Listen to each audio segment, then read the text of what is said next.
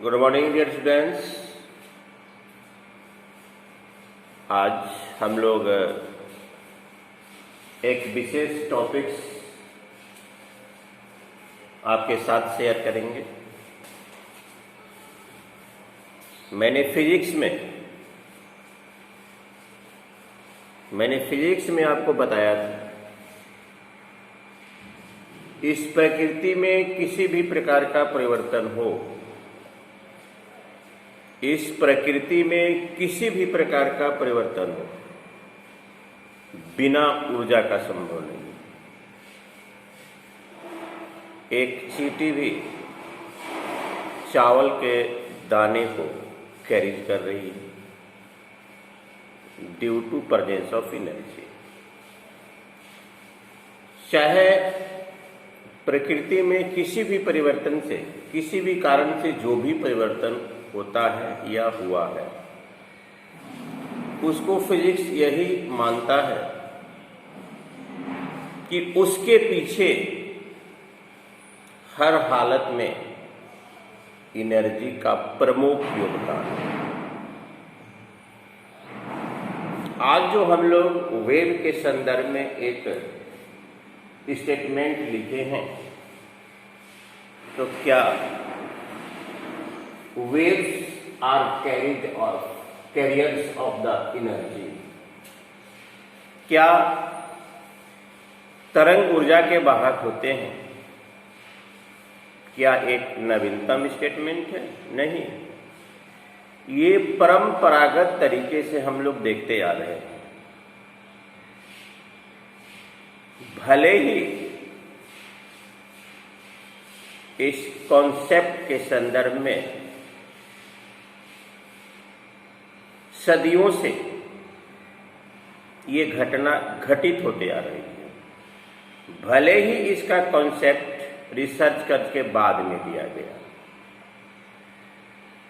Physics में जो घटनाएं नेचुरली आज हम लोग पढ़ रहे हैं at the basis of the science theory, यह पहले से भी थी। उसका रिसर्च करके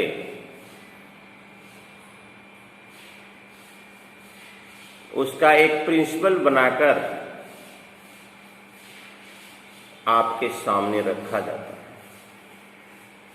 क्या सूरज उदय अस्त होते समय लाल दिखाई देता है? क्या ये वर्तमान समय की घटना है? नहीं, करीब 8 अरब वर्ष पूर्व से वैसे ही होते आ रहा है। लेकिन वैज्ञानिकों ने एक लंबे अरसे के बाद इसके कारणों को बताया। तो चलिए हम लोग इस पर चर्चा करते हैं। Waves are carriers of the energy, तरंग ऊर्जा के वाहक होते हैं। डियर स्टूडेंट्स, मान लिया जाए यह एक आपका जलाशय है, ये आपका जलाशय है, पॉन्ड्स है, सागर है, महासागर है, या किसी कंटेनर में कंटेन किया हुआ वाटर्स है। आप एक स्टोन को उठाइए, एक छोटा सा स्टोन उठाइए, एक छोटा सा स्टोन उठाइए, मान लिया जाए इसका मास है m, मान लिया जाए इसका मास है m, और इसको इसके पास हम जैसे अपने हाथ में इसको उठाते हैं, तो ग्रेविटी के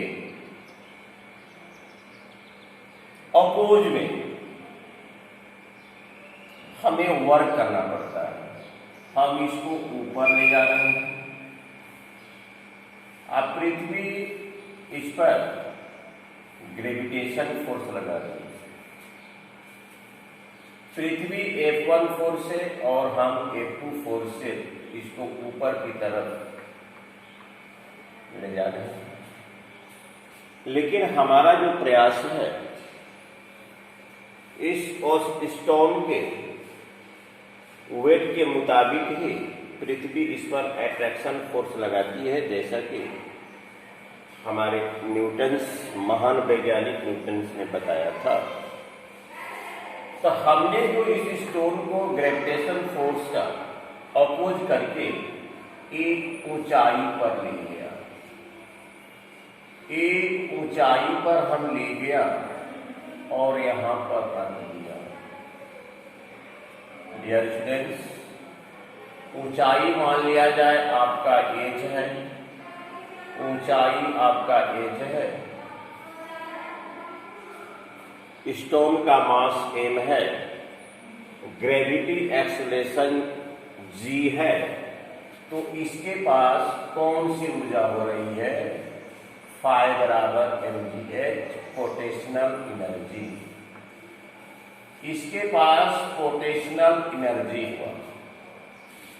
यह एक मान लिया जाए कोई रूफ है, कोई बेस है,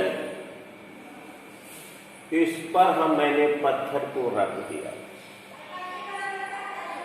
इस पत्थर को अपवार्ड में ले जाते समय, इस पत्थर को अपवार्ड में ले जाते समय जो हमारी ऊर्जा मास्कुलर एनर्जी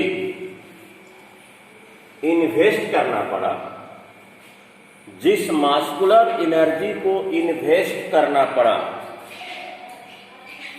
इसमें पोटेंशियल में क्या हो गया? संचित हो गया। इसमें पोटेंशियल में संचित हो गया। यह हो गया पोटेंशियल एनर्जी। इस स्टोन में कौन सी ऊर्जा है? तो आपका जवाब होगा पोटेंशियल एनर्जी। चलिए अब इस पिंड को एक जलाशय में फेंकिए। इस पिंड को एक जलाशय में हमने फेंका तो उसका जो पोटेंशियल था, वह किनेटिक एनर्जी में कन्वर्ट हो गया। उसका जो स्थितिज ऊर्जा था वह गतिज ऊर्जा में कन्वर्ट हो गया due to gravitation force of the earth.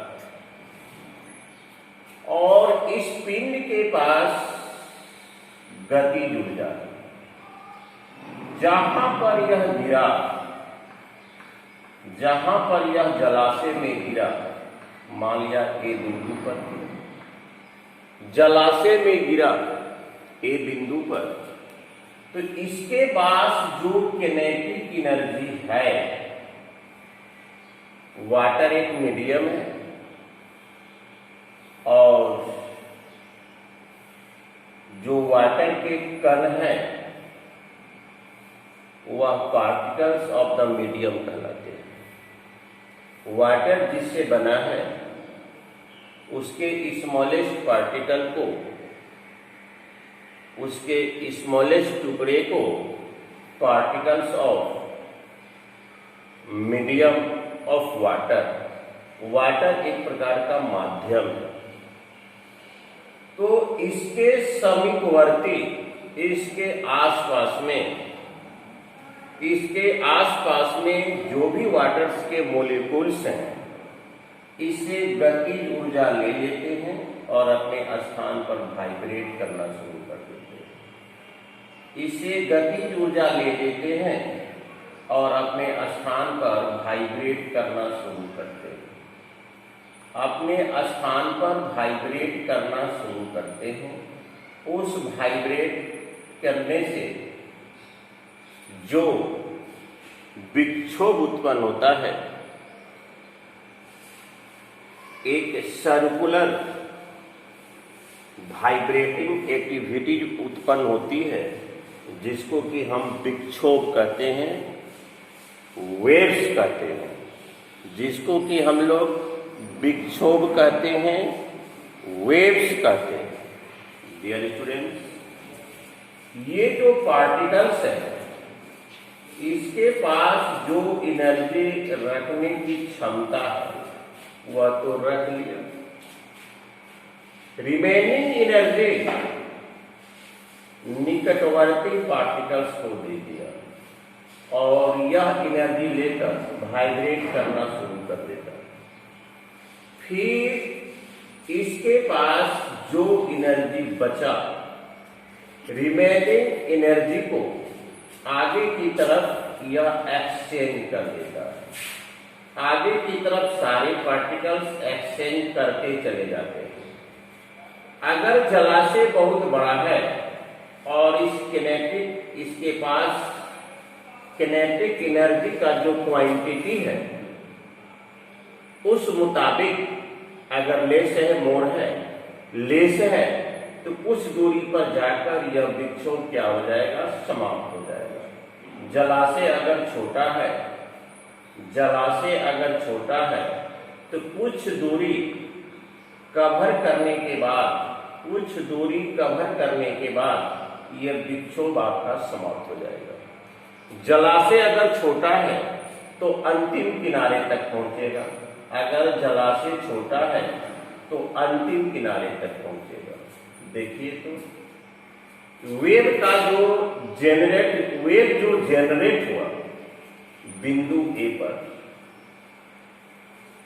और ये वेव कहां तक पहुंचा, अंतिम किनारे बी तक पहुंचा। और आपने फिजिक्स में पढ़ा है कि किसी भी प्रकार का स्थानांतरण, किसी भी प्रकार का स्थानांतरण बिना ऊर्जा का संभव नहीं है। किसी भी प्रकार का स्थानांतरण बिना ऊर्जा का संभव नहीं है। तो डियर स्टूडेंट्स, हमारा वेव पॉइंट ए पर उत्पन्न हुआ, यह सिमिलरली फर्दर एक्सचेंज एनर्जी को करते रहा। जब एनर्जी हमारा समाप्त हो जाएगा तो वेव का बनना बंद हो जाएगा। तो वेव का ए बिंदु पर उत्पन्न होना और वेव का बी बिंदु पर पहुंचना, इससे यह साबित करता है कि वेव जो है एनर्जी को कैरीज करते हो। वेव जो है, तरंग जो होते हैं, ऊर्जा के वाहक होते हैं। जैसे मान लिया जाए, ये तो मान लिया जाए कि आपको हो सकता है इस फिगर में कुछ हल्की सी परेशानी महसूस होता हो। जैसे एक पिंड को हम लोग जलाशय में फेंकते हैं तो मान लिया जाए यह एक पिंड है, मान लिया जाए यह एक पिंड है, मैंने ऊपर से इस पर गिराया तो इस पर एक प्रकार का सर्कुलर, इस प्रकार से विक्षोभ उत्पन्न होता है। सर्कुलर विक्षोभ उत्पन्न होता है। इस सर्कुलर विक्षोभ को हम लोग कहते हैं वेव, तरंग कहते हैं। एनर्जी के मुताबिक जैसा एनर्जी इसके पास है, लेस या मोर है। अगर ज्यादा एनर्जी है तो बहुत दूरी तक जाएगा, एनर्जी कम है तो अंतिम किनारे तक जाएगा। कुछ दूरी पर जाने के बाद यह समाप्त हो जाएगा। ए बिंदु पर उत्पन्न हुआ और ये वेव बी बिंदु तक पहुंचा। तो तरंग का, वेव का ए बिंदु से दूसरे बिंदु तक पहुंचना, वह किसी भी कारण से पहुंचा हो, उससे फिजिक्स को मतलब नहीं है। वह किसी भी कारण से पहुंचा हो, उससे फिजिक्स को मतलब नहीं है। फिजिक्स का एक ही कहना है कि यह वेव बिंदु ए से बिंदु बी तक उसी शर्त पर पहुंचा होगा जबकि इसके पास एनर्जी हो। इसका मतलब है वेव ए बिंदु पर उत्पन्न वेव का बी बिंदु पर पहुंचना, इट इज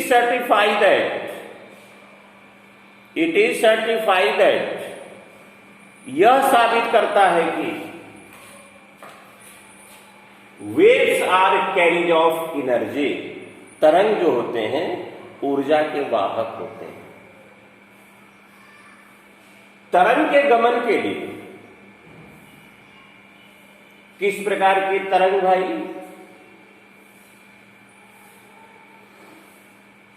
अनुदैर्घ्य तरंग, अनुदैर्घ्य तरंग,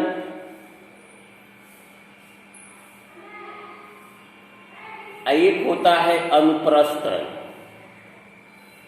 और जबकि लाइट होता है इलेक्ट्रोमैग्नेट्स वेव।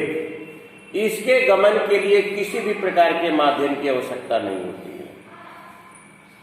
लेकिन हम जो बोल रहे हैं, आप जो सुन रहे हैं, हम जो बोल रहे हैं, आप जो सुन रहे हैं, हमारे और आपके बीच में हवा जो है हमारे साउंड एनर्जी का एक्सचेंज करता है।